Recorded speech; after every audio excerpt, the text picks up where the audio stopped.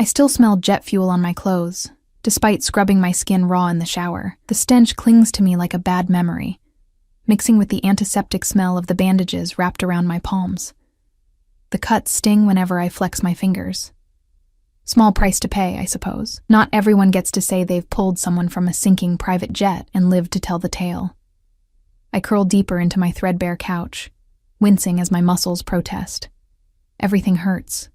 The local news drones on, volume barely audible in my small lakeside cabin. They're still covering yesterday's crash, showing aerial footage of what remains of the sleek aircraft half submerged in Lake Michigan's murky waters. The identity of the passenger remains undisclosed, the reporter says, her practiced voice betraying no emotion. Authorities are investigating the cause of the crash. I snort, reaching for my lukewarm tea with bandaged hands. They don't need to investigate. I saw what happened. The sudden descent, the terrifying impact, the water rushing in. My cabin sits isolated at the edge of the lake, a forgotten place inherited from my grandfather. It's nothing special. Weathered wood, creaking floors, and windows that rattle when the wind blows. But the location, just a quarter-mile from where the jet went down, made all the difference yesterday. I was collecting driftwood when I heard the engine sputtering.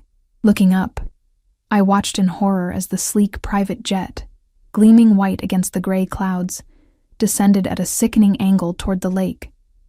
The impact was deafening, metal tearing, water splashing, a sound I'll never forget. I don't remember running to my boat. Don't remember paddling out with desperate strokes. Don't remember the cold water soaking through my clothes as I waded toward the rapidly sinking fuselage. But I remember his face, the man trapped inside, blood streaming from a gash on his forehead, dark eyes locking with mine through the fractured window. I remember the weight of him as I dragged him from the wreckage, how his expensive suit felt against my arms, the metallic scent of blood mixing with cologne that probably cost more than my monthly income. I remember his ragged breathing against my neck as I hauled him to shore, his mumbled words in what sounded like Italian. The paramedics arrived quickly after I called 911 from my cabin. He was barely conscious by then, lying on my worn rug, water pooling beneath him. Before they took him away, his hand caught my wrist with surprising strength.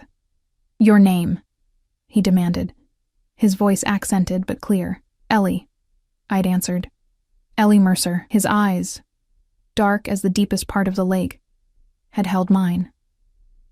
"I won't forget this, Ellie Mercer." Then they'd loaded him into the ambulance, and he was gone. I gave my statement to the police, declined a trip to the hospital despite the cuts on my hands, and retreated into my solitude.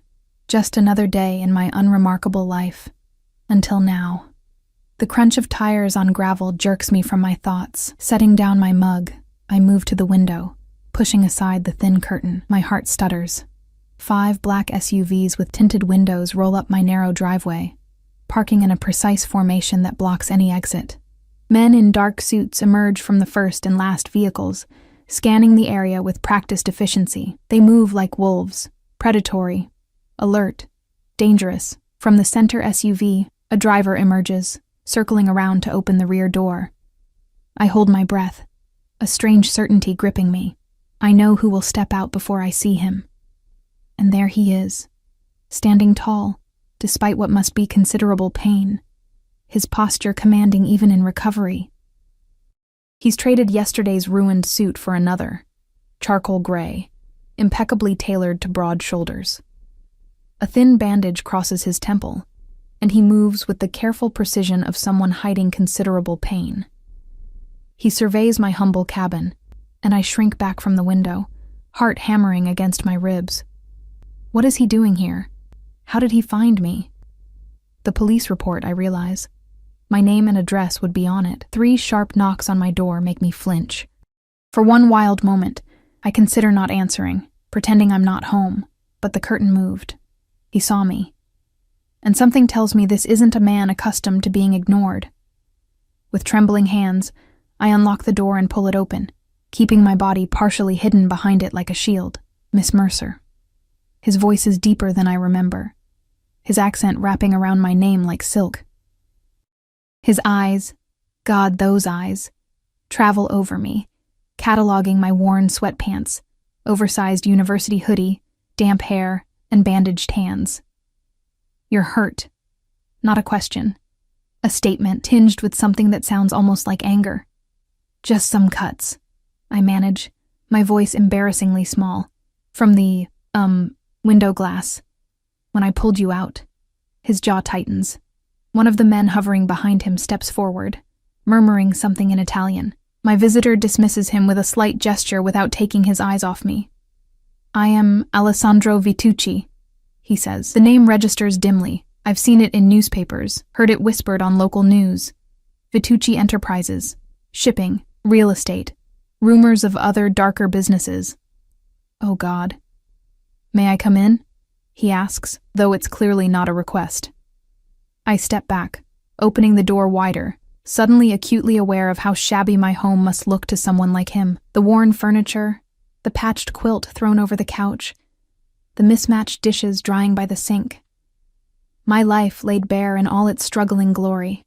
Alessandro Vitucci steps into my home, bringing with him an aura of power that makes my small cabin seem even smaller. 2 men follow, positioning themselves discreetly by the door. The others remain outside. I came to thank you personally, he says, his gaze intense enough to burn. Not many would risk themselves for a stranger.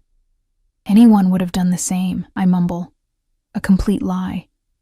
No one else lives within miles of this stretch of shoreline. His lips curve slightly. We both know that's not true.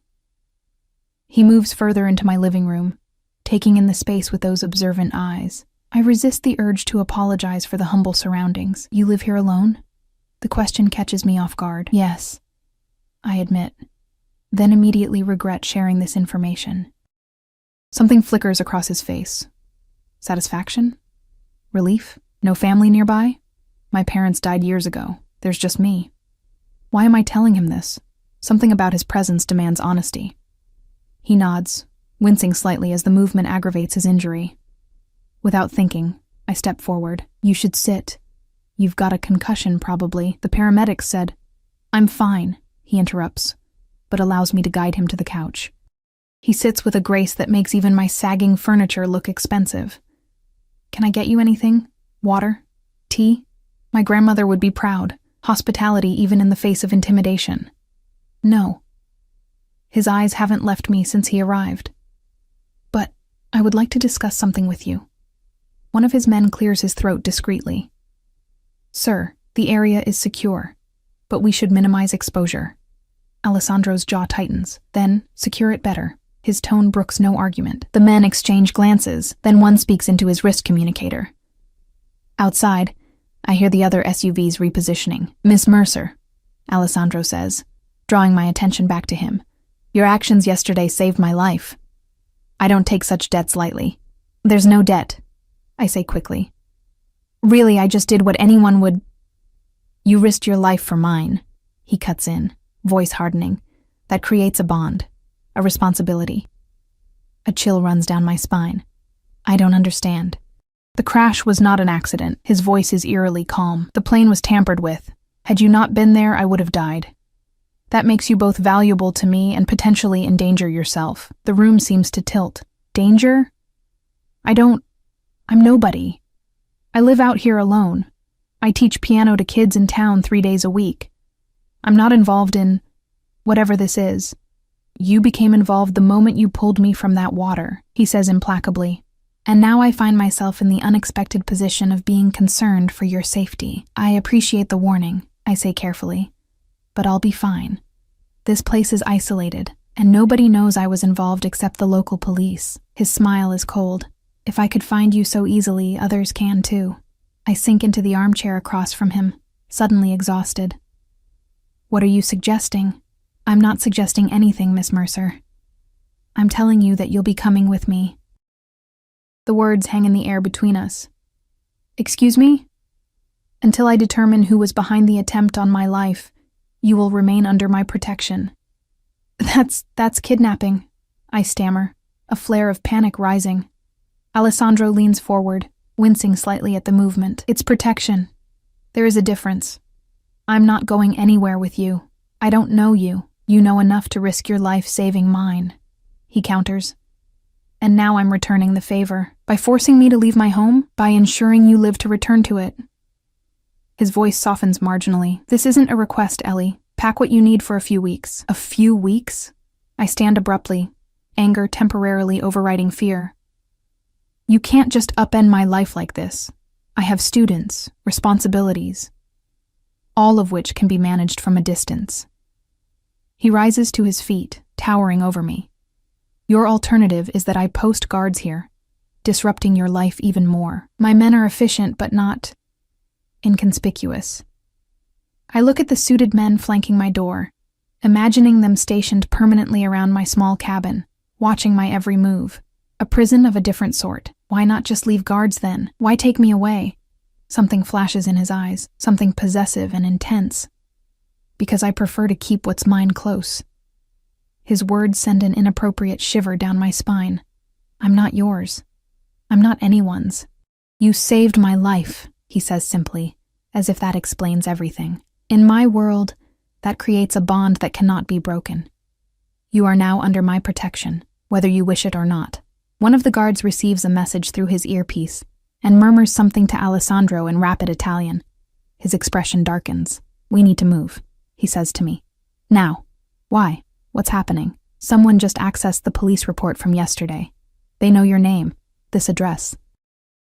His hand closes around my upper arm, not painfully but with unmistakable strength. We don't have time to debate this further. My mind races. Could he be telling the truth? Is someone really coming for me, or is this an elaborate abduction? I can't just... A distant sound cuts me off. A car engine, approaching fast. Alessandro's expression hardens. That's not one of mine. He turns to his men. Secure the perimeter. They move with practiced efficiency, one disappearing outside while the other positions himself at the window, hand inside his jacket. Alessandro's grip on my arm tightens. Bedroom? I point wordlessly, and he steers me down the short hallway into my small bedroom. The indignity of having this man in my most private space barely registers through my mounting panic. Pack. Necessities only, he orders, releasing me to check the windows, drawing the curtains closed. This is insane, I protest weakly, even as I pull my old duffel bag from under the bed. You can't just... I can, and I will. His voice leaves no room for argument. I protect what's mine, Ellie. And yesterday, you made yourself mine. The possessiveness in his tone should terrify me. Instead, it sends a confusing heat through my veins, even as my rational mind screams in protest. What is wrong with me? I throw clothes haphazardly into the bag. Jeans, shirts, underwear, not caring that he can see everything.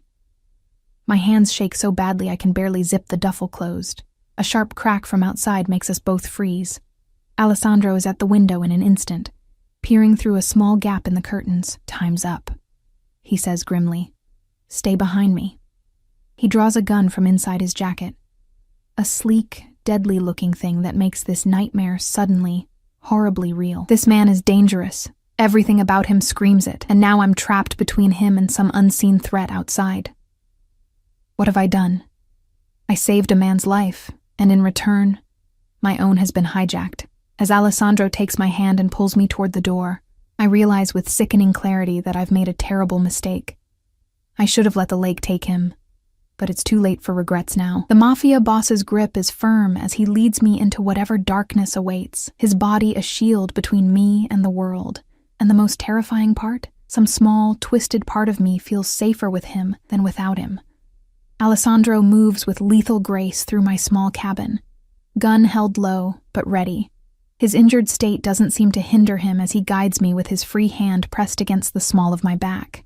The touch burns through my thin hoodie. Stay close, he murmurs, his breath warm against my ear. If I tell you to drop, you drop. Understand? I nod mutely, fear closing my throat. The guard at the window signals something to Alessandro, who responds with a curt nod. 3 men approaching from the east, he tells me, voice eerily calm. 2 more circling from the lakeside. Who are they? I manage to ask.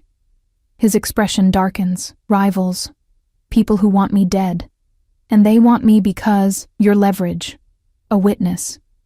A way to get to me. His eyes lock with mine. I won't let that happen. We reach the front door, where the second guard waits, speaking rapidly into his communicator in Italian. Outside, I can hear the precise movements of Alessandro's men taking positions. On my signal, we move directly to the center vehicle. Alessandro instructs me. Don't stop. Don't look around. Just move. I clutch my duffel bag tighter, nodding. The reality of the situation crashes over me in waves. 24 hours ago, my biggest concern was whether I'd make rent this month. Now I'm caught in what feels like a war zone.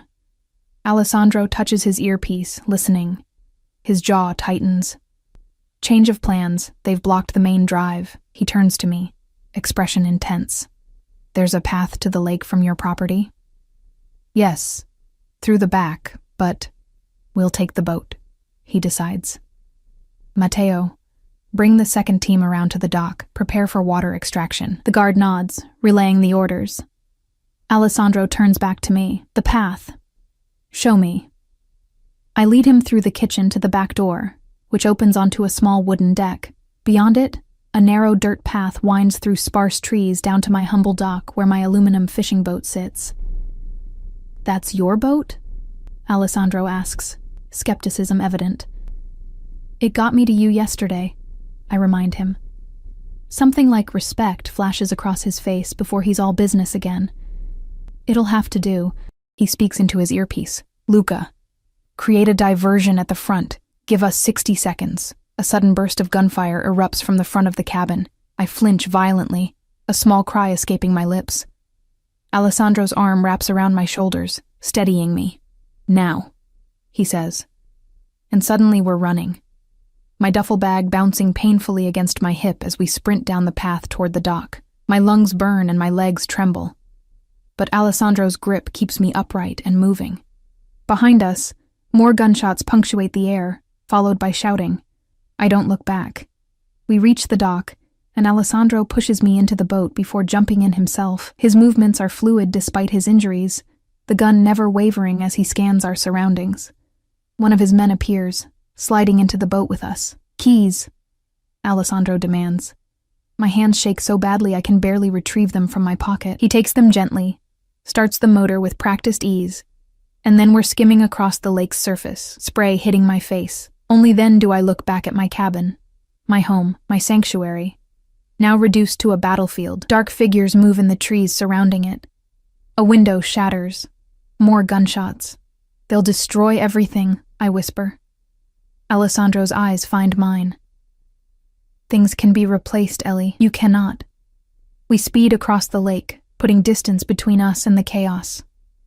The guard, Matteo, I think, speaks quietly but urgently to Alessandro, who nods, adjusting our course slightly. Where are we going? I ask, voice carried away by the wind. Somewhere safe, is all he says. After about 15 minutes, a sleek black speedboat appears, approaching from the north. For one terrifying moment, I think it's the pursuers, but Alessandro relaxes marginally. Our extraction, he explains. The boats draw alongside each other with expert precision. 2 more suited men wait in the larger vessel. Within moments, I'm being handed across the gap between boats, my duffel following. Alessandro comes last, giving instructions to Matteo, who remains in my small boat. He'll dispose of it, Alessandro tells me, seeing my confusion. Too easy to track. That's my boat, I protest weakly. I can't afford to replace it. His expression softens marginally. You'll be compensated for everything, Ellie. I promise you that. The speedboat surges forward with much greater power than my little aluminum craft. We're moving too fast for conversation now, the wind whipping my hair across my face. Alessandro sits beside me, one arm around my shoulders, ostensibly to stabilize me, but feeling more like a claim of ownership. I should be terrified. I should be fighting, screaming, demanding to be taken back. Instead, I find myself leaning into his solid warmth, the events of the past 24 hours catching up with me in a wave of exhaustion. We travel for nearly an hour, following the coastline before turning toward what appears to be a private marina. Massive yachts and sailboats line the docks, each more expensive than the last. We pull up to the largest, a gleaming white vessel that must be at least 100 feet long. Home for now, Alessandro says, helping me to my feet. I stare up at the massive yacht. This is yours? One of several. He says it without arrogance, simply stating a fact. Crew members materialize, taking my duffel, helping us aboard. Alessandro keeps his hand at the small of my back as we ascend to the deck, his touch both reassuring and possessive. The interior of the yacht is all gleaming wood and plush furnishings, more luxurious than any hotel I've ever seen. Alessandro guides me to a sitting area, gesturing for me to take a seat on a cream-colored sofa that probably costs more than my yearly income. "You're safe now," he tells me, sitting across from me. His men disperse discreetly, leaving us alone. Only then do I fall apart, the adrenaline crash hitting me like a physical blow. My hands shake uncontrollably, tears welling in my eyes. My home, I choke out. My life. Everything I have is there. Alessandro leans forward, taking my trembling hands in his. "I will replace everything that was lost. I will build you a new home if necessary." "You don't understand," I say, anger filtering through the shock. "I don't want your money, or your protection, or a new home. I want my life back, my privacy, my independence." His thumbs trace circles on my bandaged palms, surprisingly gentle. "Your old life ended the moment you pulled me from that lake, Ellie. I'm sorry for that, but it's the truth. So what happens now? You keep me prisoner on this fancy boat? For how long?" His expression hardens. "You are not a prisoner. You are under my protection. What's the difference if I can't leave?" "The difference," he says slowly, "is intent. I don't want to control you. I want to keep you alive." A crew member appears with a tray holding water, fruit, and what looks like expensive chocolates. Alessandro dismisses him with a nod, then pours me a glass of water. "Drink," he orders softly. "You're in shock." I take the glass, more to have something to do with my hands than out of thirst. The water is cold and somehow tastes expensive. "How badly are you hurt?"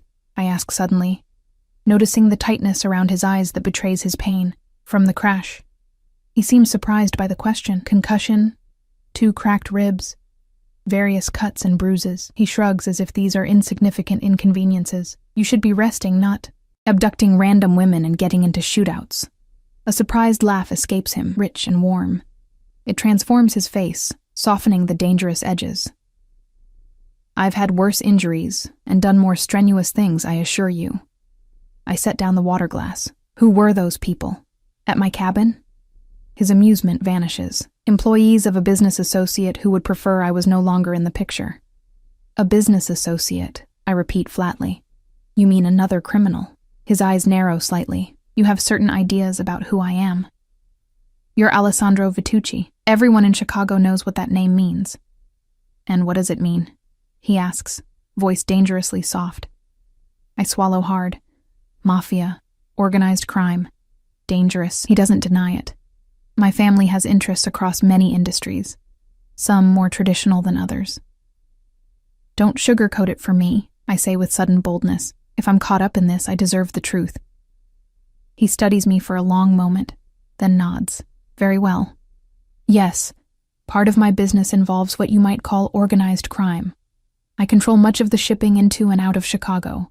I have arrangements with local businesses, politicians, and other stakeholders to ensure operations run smoothly." "You mean you threaten and bribe people?" His lips quirk. "I prefer to think of it as incentivized cooperation. Violence is inefficient, Ellie. I use it only when necessary." "Like today?" "Like today," he agrees solemnly. "When someone tries to kill me, then yes, I respond accordingly. I look away, trying to process everything. Through the large windows, I can see we're already moving, the marina receding behind us. Where are we going now? To my lake house. It's secure, remote, and comfortable. For how long? Until I eliminate the threat." His tone leaves no doubt about what eliminate means. A shiver runs through me. "And then what? You just let me go back to my life, pretend none of this happened?" Something flashes in his eyes. Possessiveness, desire, determination. I can't quite identify it. "We'll discuss that when the time comes." A man in a suit appears at the doorway, clearing his throat discreetly. "Sir, a moment." Alessandro excuses himself, stepping aside to speak in hushed tones with his employee. I take the opportunity to really look at him in the yacht's bright lighting. Despite his injuries, He moves with controlled power. His suit fits him perfectly, highlighting broad shoulders and a trim waist. The bandage at his temple doesn't diminish his striking features: strong jaw, straight nose, those intense dark eyes. He's handsome in a dangerous, untouchable way. I catch myself staring and look away quickly, heat rising to my cheeks. What is wrong with me? This man has effectively kidnapped me, destroyed my home, upended my life, and I'm admiring how he looks in a suit. He returns, face grim. The men who came for us burned your cabin. The words hit me like a physical blow. What? I'm sorry, Ellie, it's gone. My home, my parents' photos, my grandmother's quilt, my piano. Everything I owned in this world reduced to ashes. I stand on shaky legs. I need to see. Alessandro blocks my path, hands gentle but firm on my shoulders. There's nothing to see but ruins, and it's not safe to return. You don't understand, I say, my voice cracking. Everything I had was there, all my memories, my whole life. His hands move to cup my face, forcing me to meet his gaze. And you would have burned with it had we not left when we did. Is that what you want? Of course not, but material things can be replaced, he says firmly. You cannot. A sob builds in my chest, and to my horror, it escapes before I can suppress it. The tears come next, hot and unstoppable. Alessandro hesitates only a moment before pulling me against his chest, one hand cradling the back of my head. I'm sorry, he murmurs into my hair. I truly am. This wasn't supposed to touch you. I should push him away. He's the reason my life is in ruins. But his embrace is solid and warm, and I'm so tired of being alone, of carrying everything by myself. So I let myself cry against his expensive shirt, soaking it with tears while he holds me, murmuring soothing words in Italian. When the storm of tears finally subsides, I pull back, embarrassed. I'm sorry. I don't usually fall apart like that. You've had an extraordinary 24 hours, he says, his thumb gently wiping a lingering tear from my cheek. The tenderness of the gesture catches me off guard. Anyone would be overwhelmed. His phone buzzes, and he glances at it, expression hardening. We'll reach the lake house in about an hour. You should rest until then. I don't think I can sleep. Try, he insists. There's a cabin down the hall, first door on the right. It has everything you need. I nod, suddenly desperate to be alone, to process everything without his overwhelming presence.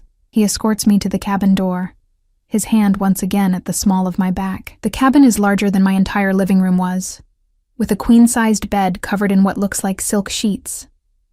A door leads to a private bathroom with marble fixtures. My duffel bag sits at the foot of the bed, looking pathetically out of place in the opulent surroundings. Rest, Alessandro says from the doorway. I'll wake you when we arrive. Before I can respond, he closes the door, leaving me alone in the luxurious cabin. I sink onto the edge of the bed, my mind replaying the horrific events of the day. My home is gone, my possessions destroyed, my life as I knew it, over.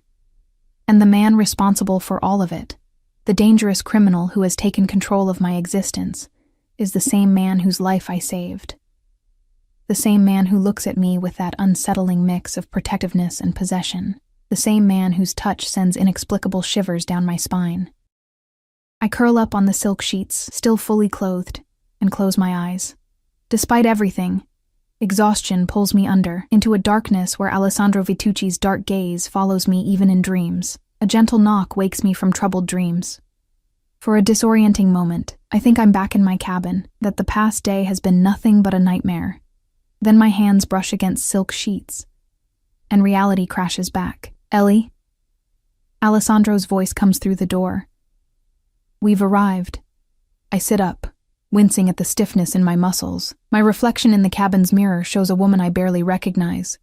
Hair tangled, eyes puffy from crying, clothes rumpled. I splash cold water on my face in the marble bathroom, run fingers through my hair, and take a deep breath. When I open the door, Alessandro is waiting, leaning against the opposite wall. He's changed into fresh clothes, dark jeans and a black sweater that looks casually expensive. The bandage on his temple is smaller now, revealing the edge of what will likely become a scar. His eyes travel over me assessingly. Better? No, I answer honestly, but I'm functional. Something like approval flickers in his expression. Good. Come, we're disembarking. The yacht has docked at a private pier extending from manicured grounds. Beyond, a massive house, more like a mansion, rises against the backdrop of dense trees. The structure is modern, all glass and stone, imposing yet somehow elegant. This is your lake house? I ask incredulously as we descend to the dock. One of my properties, he confirms. Remote enough to be secure, close enough to Chicago to conduct business. The grounds are crawling with security personnel, some obvious in their dark suits, others more discreet in casual clothing with telltale earpieces.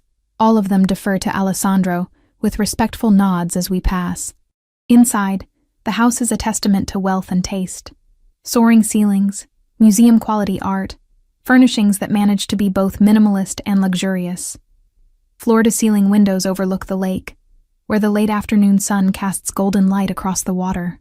Your room is upstairs, Alessandro says, gesturing to a sweeping staircase. You'll find everything you need there, new clothes, toiletries. If something is missing, ask Marina. As if summoned, a woman in her 50s appears. She has silver-streaked dark hair pulled into a neat bun and intelligent eyes that miss nothing. This is Marina, Alessandro introduces. She runs the household. Anything you need, she can provide. Marina offers a polite smile. Welcome, Miss Mercer. I've prepared your suite. If you'd like to refresh yourself before dinner, I can show you the way. I glance at Alessandro, who nods encouragingly. Go. We'll talk over dinner. Marina leads me up the staircase and down a long hallway to a set of double doors. She opens them to reveal a suite that's larger than my entire cabin was. Mr. Vitucci requested our best guest accommodation for you, she explains, showing me through a sitting area to the bedroom beyond. A king-sized bed dominates the space, facing windows that offer a spectacular view of the lake. An ensuite bathroom gleams with marble and crystal. There are fresh clothes in the wardrobe, Marina continues, opening doors to reveal a walk-in closet filled with garments still bearing price tags. Mr. Vitucci had them brought in this afternoon. I hope the sizes are correct. I touch a silk blouse, eyes widening at the designer label. These must have cost a fortune. Marina's expression remains professionally neutral. Mr. Vitucci is generous with those under his protection. The phrase sends a chill down my spine. Under his protection. Like I'm his property. Dinner will be served at 7, Marina informs me. The dining room is downstairs, past the main sitting room. Shall I come to escort you? No, I say quickly. I can find my way. Thank you. After Marina leaves, I explore the suite, feeling increasingly out of place among such luxury. The bathroom features a rainfall shower and a tub big enough for 3 people. The toiletries are from brands I've only seen in magazines. I shower, the hot water easing some of the tension from my body. Wrapped in a plush bathrobe, I survey the closet of new clothes. Every item is high-end, tasteful, and exactly my size. How Alessandro knew my measurements is a question I prefer not to contemplate. I select the most modest outfit I can find, dark jeans, a simple cream sweater, and leather flats.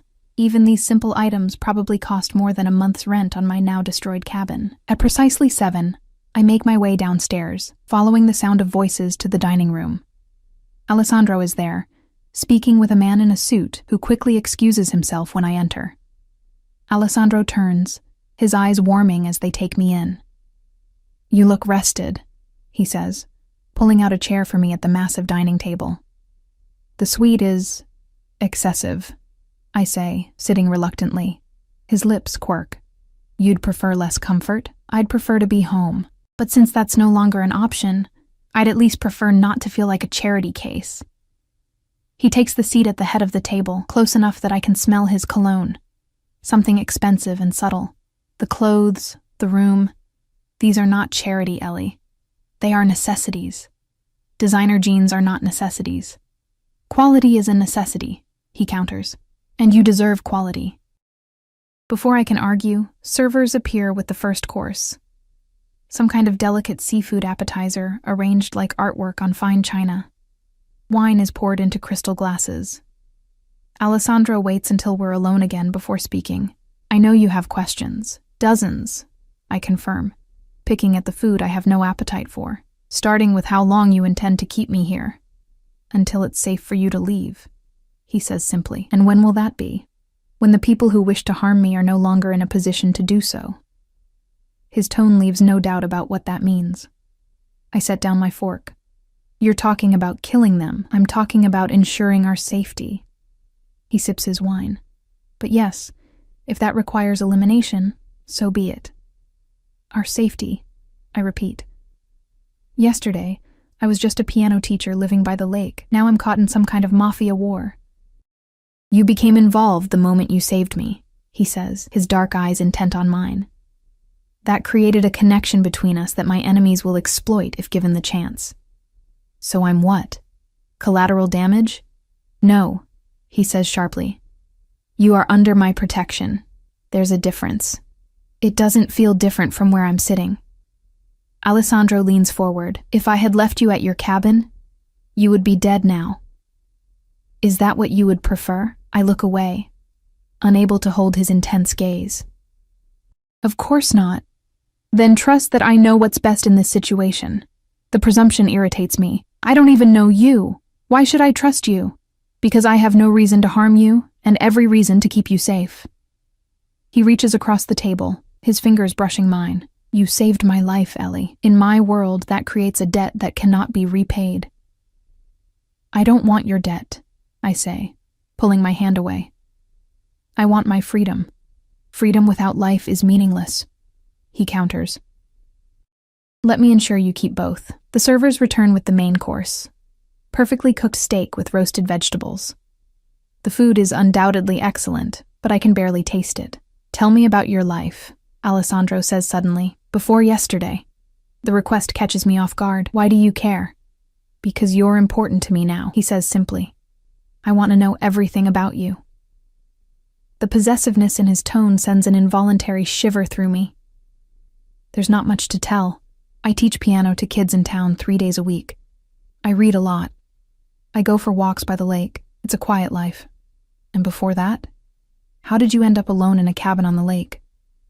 I hesitate, unused to talking about myself. My grandparents left me the cabin. After my parents died, car accident 5 years ago, I needed somewhere quiet, somewhere I could heal. His expression softens. I'm sorry about your parents. It was a long time ago, I say automatically, though the pain never really fades. And no one special in your life? He asks, his tone carefully casual. I almost laugh at the transparency of the question. No. Like I said, it's a quiet life. Was, he corrects gently. It was a quiet life. The reminder of all I've lost hits me anew. Yes. Was. Alessandro studies me for a long moment. I will compensate you for everything that was destroyed. The cabin, the boat, your possessions. Everything can be replaced. Not everything, I say quietly, thinking of my mother's wedding ring, my father's watch, the family photos that can never be recovered. No, he acknowledges, surprising me with his perceptiveness. Not the things that truly matter.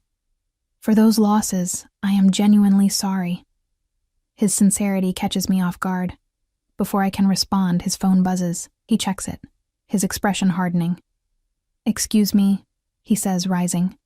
Business that cannot wait. He steps away from the table, speaking rapidly in Italian into his phone. His tone is commanding, brooking no argument from whoever is on the other end. When he returns, his face is like stone. I need to go out for a few hours. Out? I echo. It's nearly 9 o'clock. Business doesn't adhere to conventional hours, he says, finishing his wine. You'll be safe here. My men are posted throughout the property. So I am a prisoner, I say flatly. His eyes narrow. You are a guest who happens to be in danger. The restrictions on your movement are for your protection, not my amusement. When will you be back? The question seems to please him, a slight smile softening his stern features. Missing me already, Ellie? Hardly, I scoff. I just want to know how long I'll be locked in this gilded cage alone. Not alone. Marina is here, as are at least a dozen security personnel. He steps closer, suddenly in my personal space, but I'll return before dawn. Try to get some rest. Before I can react, he bends down, his lips brushing my cheek in the whisper of a kiss. The contact is brief but electric. sending heat coursing through my veins. "Be good while I'm gone," he murmurs, his accent thicker than usual. Then he's striding away, leaving me flustered and confused at the dining table. I touch my cheek where his lips had been, angry at myself for the flutter of something dangerously close to anticipation in my stomach. I spend the next few hours exploring the parts of the house I can access. Many doors are locked, presumably leading to Alessandro's private spaces or business areas. The security staff watch me discreetly as I wander, never interfering but always present. In the library, a 2-story room lined with books that would make any bibliophile weep with joy, I find a baby grand piano nestled in a bay window. My fingers itch to play, to lose myself in music as I've always done when troubled. I sit at the bench, running my fingers lightly over the keys without pressing them. This piano probably costs more than I make in 2 years of teaching. "Do you play?" Marina's voice startles me. I turn to find her watching from the doorway, a tray with tea in her hands. "I teach piano," I explain. "Or I did, before you saved Mr. Vitucci's life," she finishes, setting the tray on a nearby table. "You know about that?" "Everyone in this household knows," she says, pouring tea into a delicate cup. "It's not often someone earns Mr. Vitucci's personal debt." I accept the tea she offers. "You've worked for him long?" 15 years, she confirms. "Since he was a young man taking over from his father." "And what kind of man is he?" I ask, unable to help myself. "Really?" Marina considers the question carefully. "Complex, demanding, ruthlessly efficient in business matters," she pauses, "but loyal to those he considers his own. Generous, even kind in his way." "In his way?" I repeat skeptically. A small smile touches her lips. "Mr. Vitucci lives by a code most people wouldn't understand. Family, honor, obligation. These mean everything to him. And which am I? Family, honor, or obligation? Perhaps all three," she says cryptically. "Play something if you wish." The piano is kept tuned. She leaves me alone with the instrument and my thoughts. After a moment's hesitation, I begin to play. Chopin's Nocturne in E-flat major, a piece that always soothes me. The piano's tone is magnificent, responsive to the lightest touch.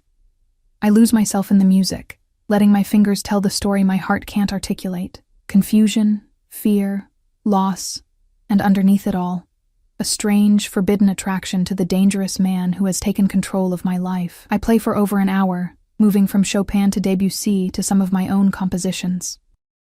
When I finally stop, I realize I have an audience. Several security personnel have found reasons to be near the library, drawn by the music. They disperse quickly when they notice me watching. Exhaustion eventually drives me back to my suite. I change into silk pajamas that were provided among the new clothes and slide between sheets that probably cost more than my old car. Despite the luxury surrounding me, sleep eludes me. I keep thinking about Alessandro, out there in the night, doing God knows what, to God knows whom. Business, he'd called it. But what does business mean to a man like him? Threats, violence, murder, and why does the thought of him returning make my pulse quicken? The light of dawn is just beginning to filter through the windows when I hear my door open quietly. I sit up, clutching the sheets to my chest, heart hammering. Alessandro stands in the doorway, his silhouette unmistakable. He's still dressed in the clothes he wore at dinner, but they look rumpled now. He seems surprised to find me awake. "I didn't mean to disturb you," he says softly. "Couldn't sleep," I admit. "Did you take care of your business?" He moves into the room, stopping at the foot of the bed. "Yes." "Do I want to know what that entailed?" "No." His honesty is somehow more disturbing than a lie would have been. In the dim light, I can see a darkening bruise on his jawline that wasn't there before. There's a small cut across his knuckles.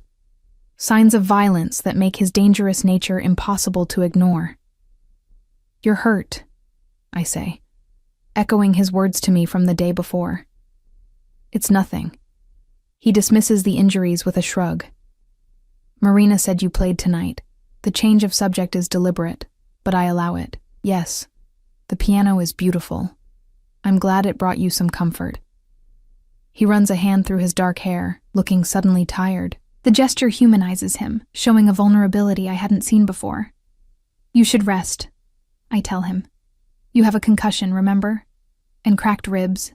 A small smile touches his lips. Are you concerned for my well-being, Ellie? I didn't pull you from a sinking plane just to have you collapse from exhaustion, I retort. He laughs softly. Fair enough. He turns to leave, then pauses. Tomorrow will be better, I promise. I don't know what he means by that, but I nod anyway. He seems satisfied, closing the door quietly behind him. I sink back against the pillows, confused by the man who has upended my life. Dangerous, yet protective. Cold, yet considerate. A criminal who plays by his own code of honor. And despite every rational thought screaming caution, I find myself looking forward to tomorrow, to understanding more of the enigma that is Alessandro Vitucci. As dawn breaks fully over the lake, I finally drift into sleep, dreaming of dark eyes and gentle hands with the power to destroy. I wake to sunlight streaming through windows I forgot to close, and the distant sound of voices. For a moment, I lie still, orienting myself to this new reality. The silk sheets, the opulent room, the knowledge that somewhere in this mansion is a dangerous man who has claimed me as his responsibility. A discreet knock at the door precedes Marina's entrance. She carries a tray with coffee and pastries, setting it on a small table by the window. Good morning, Miss Mercer, she says. Mr. Vitucci asked me to let you know he'll be unavailable until this afternoon. Business matters. The way she says it suggests this is a regular occurrence. Thank you, I say, reaching for the coffee gratefully. Is there anything I should do while I wait? The house and grounds are at your disposal, she answers, though I must ask that you remain within the security perimeter, for your safety. Of course, I mutter. My safety. After she leaves, I dress in another of the expensive outfits from the wardrobe, dark jeans and a soft blue cashmere sweater. The clothes fit perfectly, raising again the unsettling question of how Alessandro knew my size. I spend the morning exploring the parts of the mansion I'm allowed to access.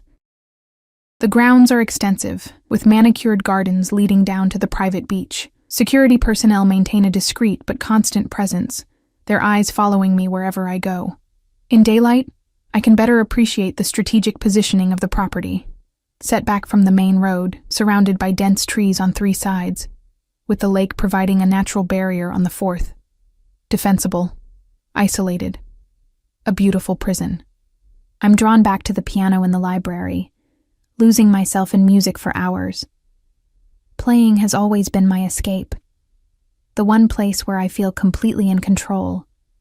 Now, surrounded by uncertainty, it becomes my sanctuary. I'm deep into a Beethoven sonata when I sense a presence behind me. My fingers falter on the keys. Please don't stop on my account, Alessandro says. I turn to find him standing in the doorway, watching me with an intensity that makes my skin flush. He's dressed more casually today. Dark trousers, and a light gray shirt with the sleeves rolled up, revealing strong forearms. The bruise on his jaw has darkened, and he moves with the careful precision of someone managing pain. How long have you been standing there? I ask. Long enough to know you play beautifully. He steps into the room. Professionally trained? I nod. Juilliard. Before my parents died and I came back to care for my grandmother. Something like respect flickers in his eyes. A significant sacrifice. I shrug, uncomfortable with his perception. Family comes first. On that, we agree completely. He moves closer, examining the piano. This instrument has rarely been played. It suits you. Nothing here suits me, I say, unable to keep the bitterness from my voice. This isn't my world. And yet here you are. His fingers brush the piano's glossy surface, inches from mine. Perhaps fate has other plans for you than a solitary cabin on the lake. The proximity makes my heart race inexplicably. I stand abruptly, needing distance from him. I don't believe in fate. No? He seems amused. Then what do you call the circumstances that put you on that shore exactly when my plane went down? Coincidence? Misfortune, maybe, I suggest dryly. He laughs, a rich sound that transforms his face. You have spirit, Ellie Mercer. I admire that. Before I can formulate a response, a man appears at the library entrance, one of Alessandro's security team. They exchange words in rapid Italian, Alessandro's expression hardening. He turns back to me. I need to take care of something. Join me for lunch afterward. It's phrased as a question but feels like a command. Still, I nod, curious despite myself. Good, he says, his eyes lingering on me a moment longer before he follows his man from the room. An hour later, I find myself on a sun-drenched terrace overlooking the lake, seated across from Alessandro at a table laid for lunch. Crystal glasses catch the light. Fine china gleams. It's surreally beautiful. I took the liberty of having Marina prepare something light, he says, as servers bring out salads and fresh bread. I hope you don't mind. I'm not really in a position to object to anything, am I? The words come out more bitterly than intended. Alessandro sets down his fork. You're not a prisoner here, Ellie. Then I'm free to leave whenever I want? When it's safe, he amends. Which it is not, currently, and I just have to take your word for that. His jaw tightens. The men who burned your home are still searching for you. Would you prefer I let them find you? Put that way, I have no good answer. I focus on my salad instead, which is admittedly delicious. After a few moments of tense silence, Alessandro speaks again, his tone gentler. I understand this is difficult. Your life has been upended through no fault of your own. Through your fault, I correct. He inclines his head, accepting the accusation. Yes, and I intend to make amends for that. How? You can't give me back what I've lost. No, he agrees, but I can ensure your future is secure.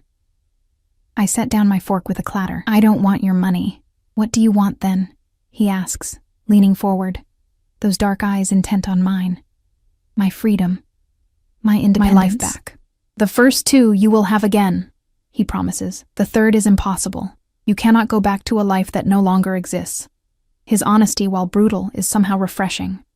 At least he doesn't sugarcoat the reality of my situation. Tell me what happened to your parents, he says suddenly. The abrupt change of subject catches me off guard. Why do you care? I want to know you, Ellie. Everything about you. Again. That possessive note in his voice sends an inappropriate shiver through me. There's not much to tell. They were driving home from a concert. A truck driver fell asleep at the wheel. Wrong place, wrong time. I'm sorry, he says, and sounds genuinely sympathetic. Losing family is difficult. Something in his tone suggests personal experience. You've lost someone too. He nods once, his expression closed. My father. 5 years ago. I'm sorry, I echo, surprised by the sincerity of my condolence. Was it natural causes? A hard smile touches his lips. No, in my line of work, few deaths are natural. The reminder of who he is, what he does, creates a chill despite the warm sunshine. And now you run the family business, I say carefully. I do what's necessary to protect what's mine, he says simply, as my father did before me. And what is yours? I dare to ask. Exactly. Territory, his gaze intensifies. People. You now. My breath catches. I am not yours. You saved my life, he counters. That creates a bond, Ellie. In my world, such connections are sacred. Your world, I repeat, not mine. They're the same world now. He reaches across the table, his fingers brushing mine. You just haven't accepted it yet. I pull my hand away, unsettled by the warmth his touch generates. And if I never accept it, you will, he says with calm certainty, in time. Before I can argue further, his phone rings. He checks it, frowning. Excuse me. I need to take this. He steps away from the table, speaking in rapid Italian. Even without understanding the words, I can tell from his tone that something is wrong. When he returns, his expression is grim. I need to go out again. A situation requires my personal attention. Another business matter? I ask, making air quotes. His eyes narrow slightly. Yes, one that concerns your safety as well as mine. That silences my sarcasm. What's happened? The men looking for you have expanded their search. They're getting desperate. He checks his watch. I need to send a message that such desperation is unwise. A chill runs through me at the implications. You're going to hurt someone. I'm going to protect what's mine, he corrects. By whatever means necessary. He stands, straightening his cuffs. I'll be back tonight. Marina will see to your needs until then. Alessandro, I say, surprising myself by using his name for the first time. Be careful. He pauses, looking at me with an unreadable expression. Then, in a move so swift I have no time to react, he bends down and presses his lips to mine in a kiss that's both gentle and possessive. I'll return to you, he promises against my lips, always. Then he's gone, leaving me breathless and confused on the sunlit terrace. I spend the remainder of the day in a state of nervous anticipation, alternating between the piano and wandering the grounds. As night falls, I find myself on the private beach, watching the sunset paint the lake in shades of gold and crimson. One of Alessandro's security men maintains a discreet distance, never letting me out of his sight. I should find it oppressive, but after the events of the past few days, there's a strange comfort in not being alone. Miss Mercer, Marina's voice calls from the path. Dinner is ready. I follow her back to the house, where a solitary place has been set in the dining room. Mr. Vitucci called to say he'll be delayed, she explains. He asked that you not wait up for him. The disappointment I feel is irrational and unwelcome. I eat mechanically, barely tasting the exquisite food. Later, restless and unable to sleep, I return to the library. The house is quiet. Most of the staff retired for the night. Only the security team remains active, patrolling the grounds. I sit at the piano, letting my fingers wander over the keys without direction, my mind full of Alessandro. The intensity of his gaze, the possessive touch of his hands, the unexpected gentleness of his kiss. He's dangerous, a criminal, possibly a killer. I should fear him, hate him for destroying my life. Instead, I find myself watching the door, waiting for his return. It's past midnight when I hear the commotion at the front of the house, vehicles arriving, voices calling out urgently in Italian.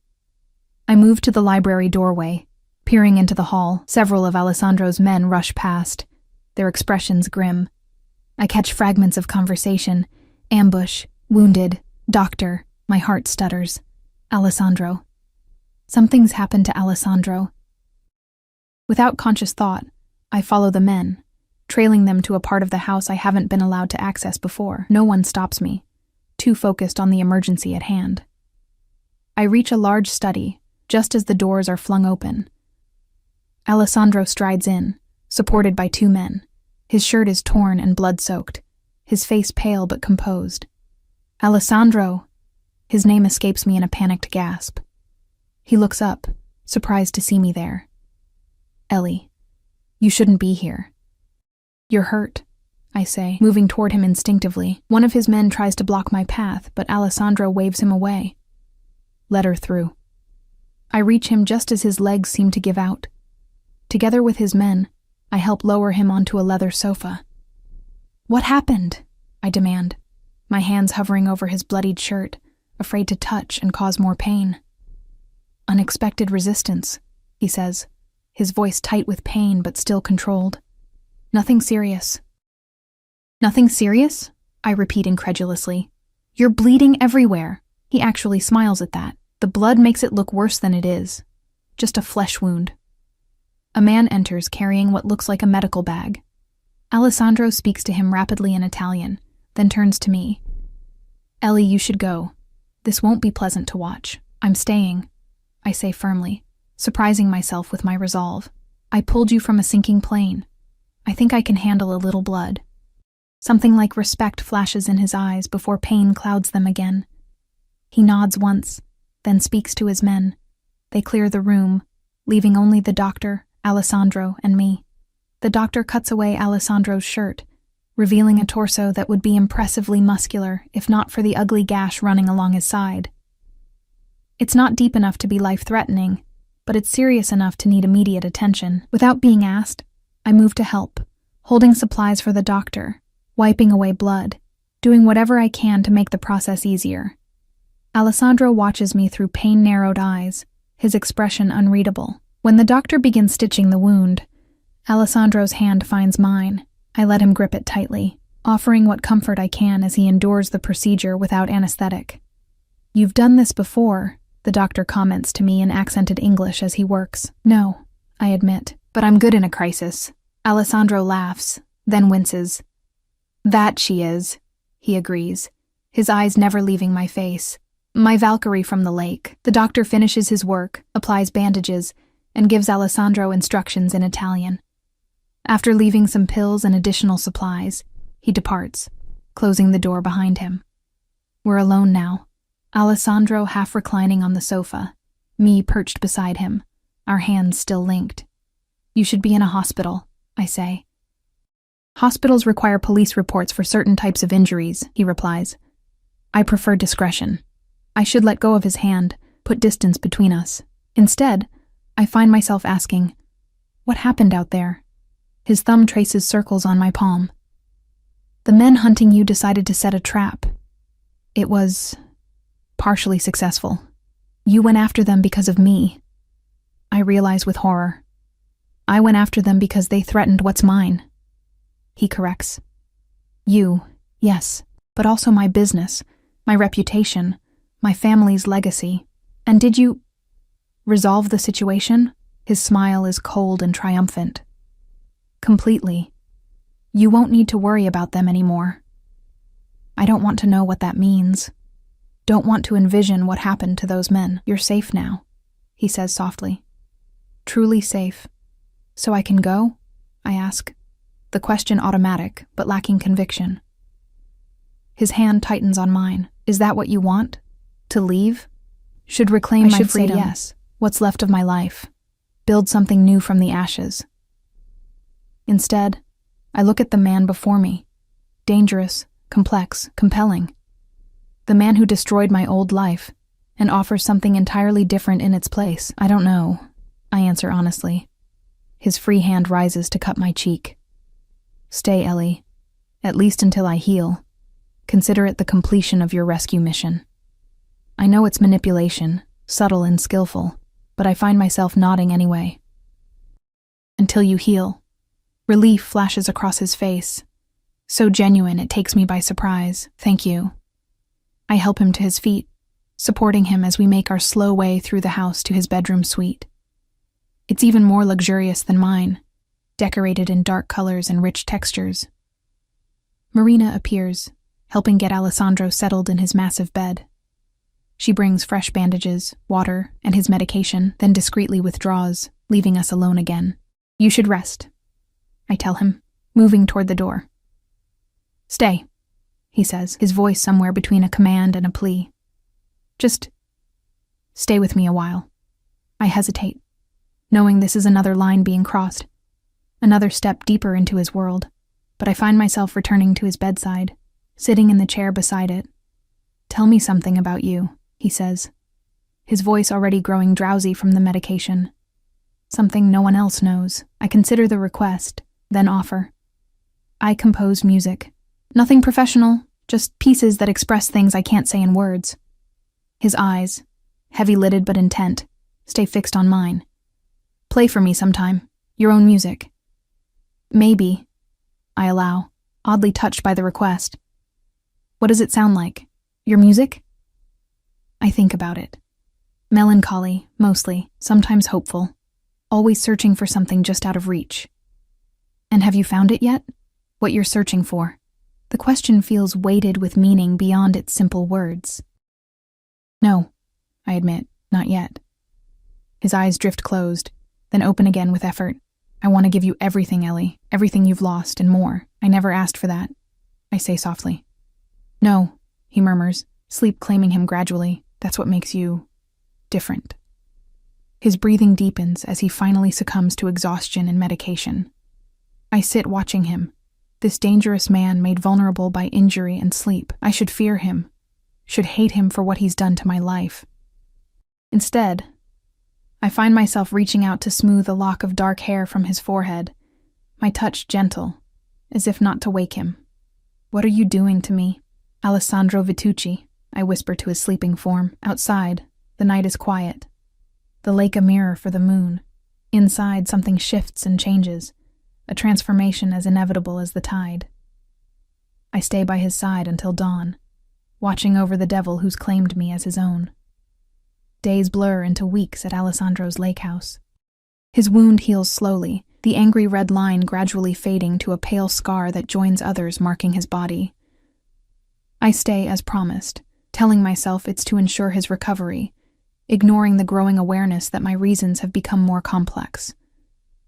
We fall into a strange domestic rhythm. Mornings in the library where I play the piano while he works nearby, afternoons on the terrace discussing everything from music to philosophy, evenings sharing meals that grow increasingly comfortable. When business calls him away, I find myself counting the hours until his return. It's a gilded cage, but the door stands increasingly open. No one stops me when I take long walks alone along the private beach. The security remains, but more distant now, a precaution rather than a restriction. The threat has been eliminated, Alessandro tells me one evening as we sit by the fire in his study. You're free to leave whenever you wish. I look up from the book I've been reading, studying his face. He's become easier to read, this dangerous man who's shown me unexpected gentleness. Behind his carefully neutral expression, I see tension, anticipation, the slightest hint of fear. Is that what you want? I ask. For me to leave? His dark eyes meet mine. What I want doesn't matter. You never chose this. I chose to save your life, I remind him. Everything after flowed from that decision. A decision made in innocence, he says. Before you knew who I was, what I am. I close my book, setting it aside. And what are you, Alessandro? He considers the question, swirling amber liquid in his crystal glass. A man who inherited a complicated legacy.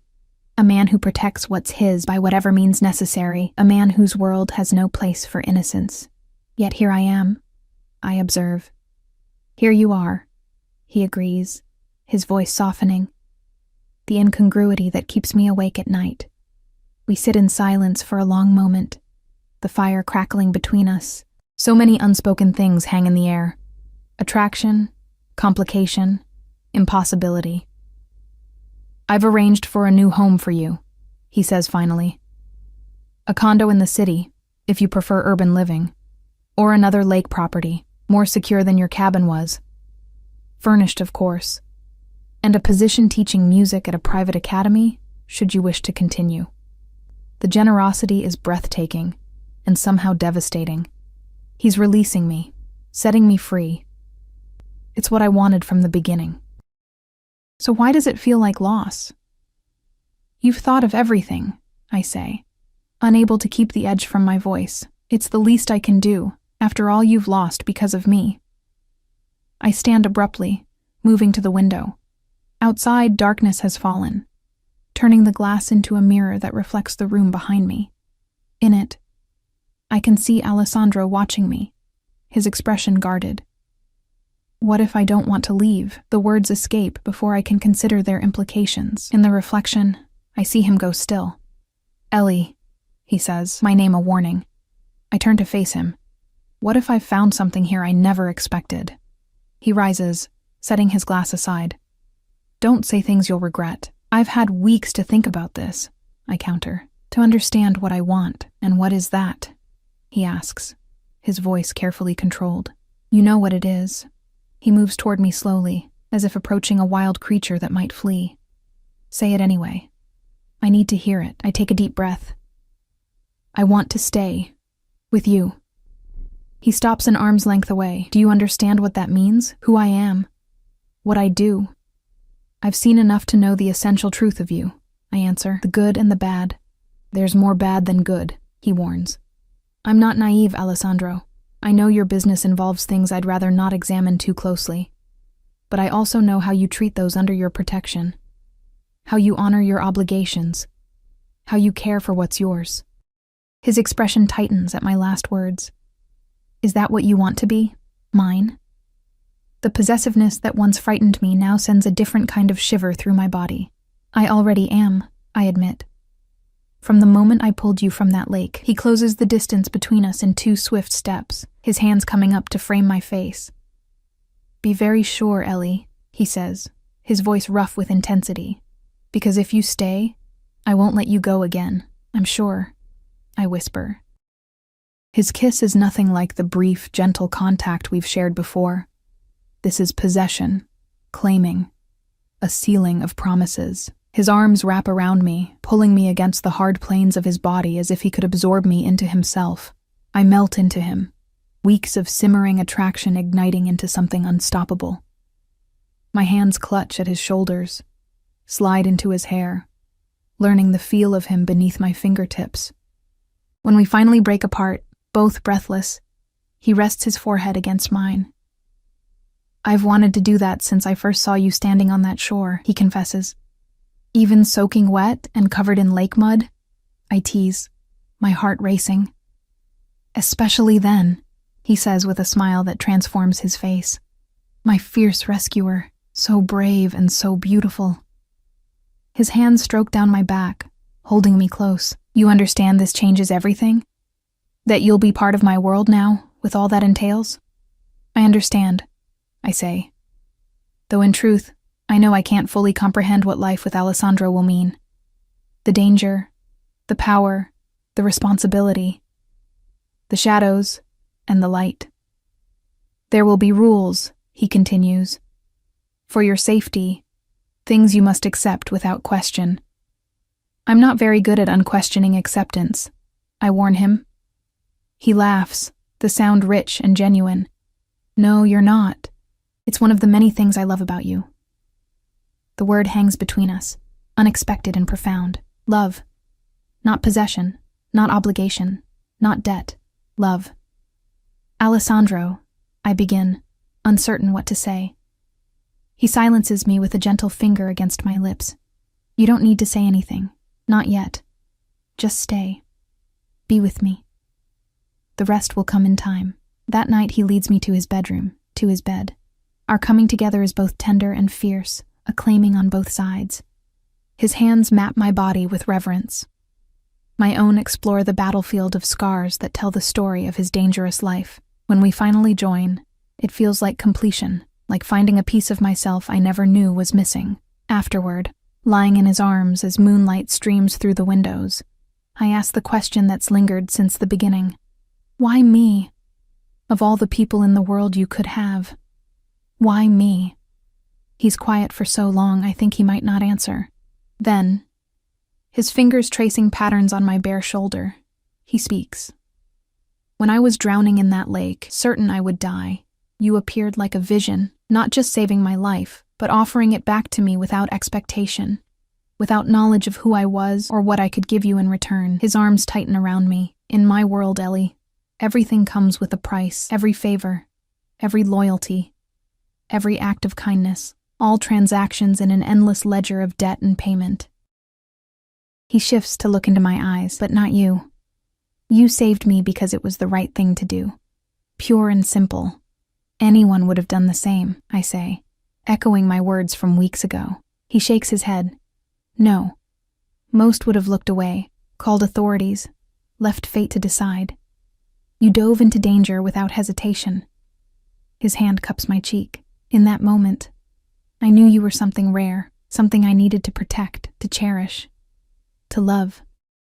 The word spoken directly this time fills me with warmth. "Even though I've seen the darkness in your life?" "Perhaps because of it," he admits.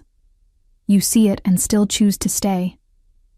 Not for wealth or power or security, but for me." I lay my head against his chest, listening to the steady beat of his heart. "What happens now?" "Now," he says, pressing a kiss to my hair. "We build something new. Not your old life, not my old life. Something that belongs to both of us." "Will it be dangerous?" I can't help asking. "At times," he answers honestly. "But you'll be the most protected woman in Chicago. No one will dare touch what Alessandro Vitucci treasures above all else." In the weeks that follow, Alessandro introduces me gradually to his world.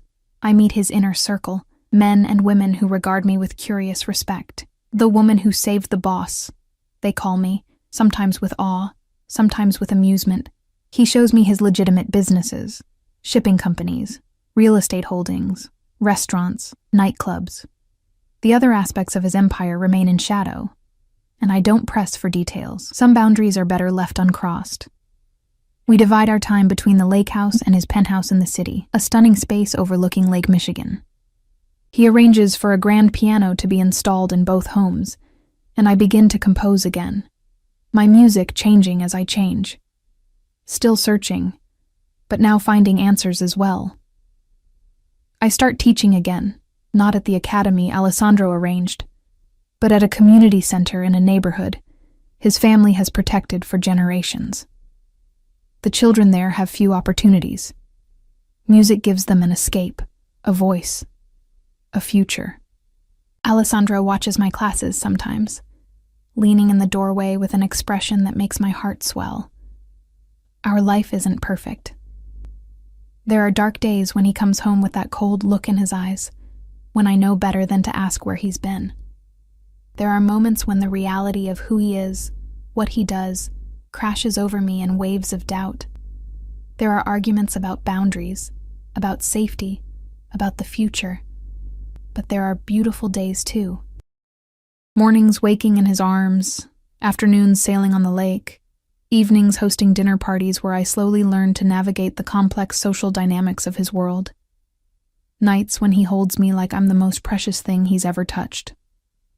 6 months after the plane crash that brought us together, Alessandro takes me back to the site of my former cabin. The charred ruins have been cleared away, the land restored and waiting.